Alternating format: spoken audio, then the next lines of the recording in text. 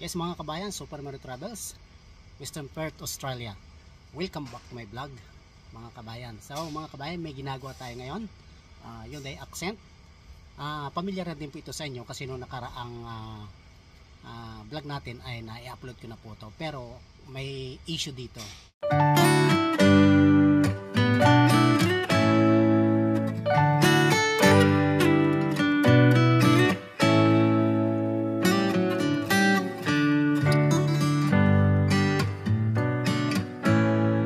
Bago po muna tayo magpatuloy sa ating gagawin, ay shoutout po sa inyo lahat dyan. Good morning, good afternoon, at magandang tanghali sa inyo lahat. Saan man sulok ng mundo kayo naroroon, ang bati po ni Super Mario Travels. And then mag-ingat po tayo palagi. Okay mga kabayan, ang ginagawa po natin ngayon ay Hyundai Accent. So ito kabayan, dinayagnos ko ito noong nakarang kabayan. Pinapalitan ko ng radyo. So kung natatandaan ninyo kabayan, may pinapalitan din tayo ng radyo. So same procedure po ang diagnose. So napakadali lang naman diagnosin to kabayan kung radio itself ang may problema. Okay? Kung radio itself ang may problema, napakadaling i-diagnose. At kung wiring sa may problema, siyempre gagamit tayo ng wiring diagram para ma-check natin yung circuit. So sa madalit sabi mga kabayan, na-check na natin yung fuses niya, yung wirings niya, antenna niya, same procedure kung paano ko ginawa, kung paano ko pinaliwanag doon sa una nating vlog kung paano po mag-diagnose ng radyo. Okay? So mga kabayan, sa madalit sabi nga, pinapalitan ko ito ng radyo kasi kumpiyansa ako na radyo talaga ang merong problema. So, nung last time, binilhan naman nilang radyo pero second hand ito. Kinabit ng kasama ko itong Pilipino. So, hindi din gumagana. Ito na yon yung pinalit namin. Ito yung radyo na. Ito yung radyo niya. Ito yung radyo niya na hindi gumagana. Ibig sabihin, yung speaker, kung naririnig niyo, gumagana siya. Same situation kabayan, katulad nung in-upload ko nung nakaraan kung paano mag-diagnose ng radio at kung paano nagpalit, di ba? Pinakita ko sa inyo. So, mga kabayan, ang nangyari, hindi siya makapick up ng channel. So, kung hindi siya makapick up ng channel, sabi ko nga sa inyo, kung yung sa audio niya, na fuse, okay naman, at saka yung antenna, ay binaypas natin. Pinakita ko nung nakaraan dito, sasaksakan mo dyan kabayan ng ano yan, ng wire na open, then ipapadaan mo dito papunta palabas hanggang doon sa may ano na yan, sa may antenna na yan. So, ayun kabayan, kumbaga kabayan, inano natin kabayan yan. Binaypas na natin. So ibig sabihin hindi pa gumagana, ibig sabihin radio itself ang may problema. Yun nga, pinalitan nung kasama ko ito noong nakaraan. So hindi din mapagana nung kasama ko kasi nga may problema itong radyo. Hindi siya nag-import na maghanap ng same model ng sasakyan para magkaroon ng swap para ma-convince yung controller na ito talagang binili nilang radyo na second hand ang may problema talaga. So ngayon, nung pakabalik nung kasama ko doon na sinabi niya na sira yung radyo, talaga naman sira to na hindi niya makapick up. After a week, binalik sa akin kasi ito daw na radyo na to na galing labas na second hand ay sabi nung doon yung may-ari ng store ay properly working daw to. In good condition. So sabi sa akin, i-check ko daw ulit. Baka may problema. So chinik ko naman, wala namang problema, ganun pa rin. Same model yan.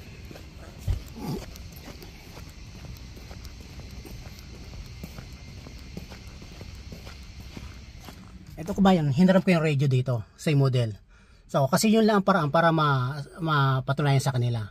So kasi kinakailangan yung mga puti na yun ay kinakailangan ay talaga mapatunayan mo sa kanila. Sira talaga yan. So bagamat pinagkakatiwalaan tayo sa pag-diagnose dito kabayan, minsan kasi merong ano din sila, alinlangan din. So ayan, hinaram natin. Ngayon, binaklas ko na yan. Okay?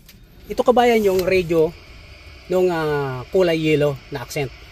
So ito yung binili nila at itong radio na to ay originally dito galing yan. Sasakyan na to. Na hindi din makapick up ng channel. Ayan, hindi din makapick up ng channel. Ito rin hindi din makapick up ng channel. So ito yung binili sa labas. So ito isasaksak natin itong radio na to na nanggaling dun sa kulay yellow. Babaklasin natin kabayan.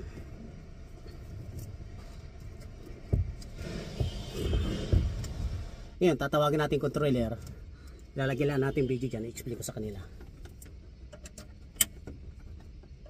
Open natin. Ba, gumana? May busis na. Ayan. Okay? Okay, gumagana na, di ba? Di, panalo na naman tayo. Tatawagin natin yung controller ngayon. Sasaksak muna natin to na ayaw talagang gumana. Ibabalik natin yon. So, bubunutin uli muna natin to. Napakita natin sa kanya na talagang hindi gumagana to. Na talagang hindi gumagana yung binili nila.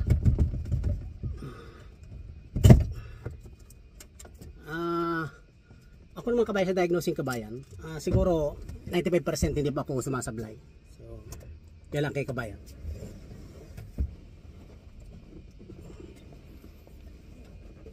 This is the radio that we bought in outside. Yeah. We're going to test that one.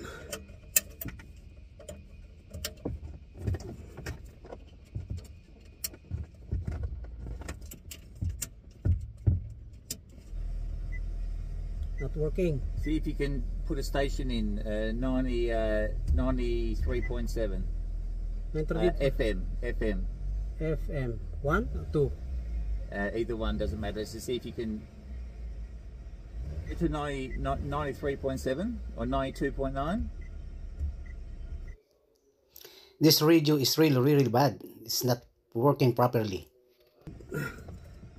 Not working. So Not working? yeah. I'm going to see the other one. Okay. Did you try in both cars? Yeah. According to the store, this is properly working. No, definitely this one is not working. I'm going to show you the other one that the radio came from the yellow. Yeah. The yellow one.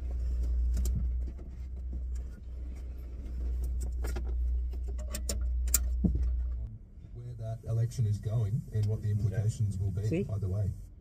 Alright, okay. So that's definitely not working, yeah? Yeah, definitely it's not working. That is rubbish. Yep, okay. Alright. It's not working. Alright. Okay. It was incredible. They felt that they were there, that the noise and the Lots of stories for us this morning. What's going on with today's On The Record show? Give us a scoop. Diba, panalo tayo. So, pinipilit kasi nila, nagaling sa labas, sabi nung store daw. Pero tiwala naman sa atin, diagnosing natin yan. Nung binabalik nila, ang pinipilit ng store, good condition daw yung gumagana daw. Pero, pinatunayan ko sa kanya na hindi talaga gumagana. Kahit pag nag-i-scan ako, ayaw talagang gumagana. Yan, di ba? Just a kind gesture, that was all that... So, ayun mga kabayan, pinatunayan natin sa kanila na mali yung produkto nila. So, kasi yung controller naman natin, tiwala naman sa diagnosing natin. Kasi pinagkakatiwalaan nga tayo dito sa pag-troubleshoot eh. Ngayon, anong binabalik nila doon sa store, ang sabi ng store ay yung radio daw nila ay good condition, in good condition daw. Nag-work daw ng properly. So, pinatunayan natin sa kanila, yung, di ba sinabi ko na basura yung yung radio nila, sabi ko, that radio is rubbish. So, yung rubbish kasi dito ay basura. So, yun. Ayun, mga kabayan, nandiyan sa gilid. Babalik na natin to.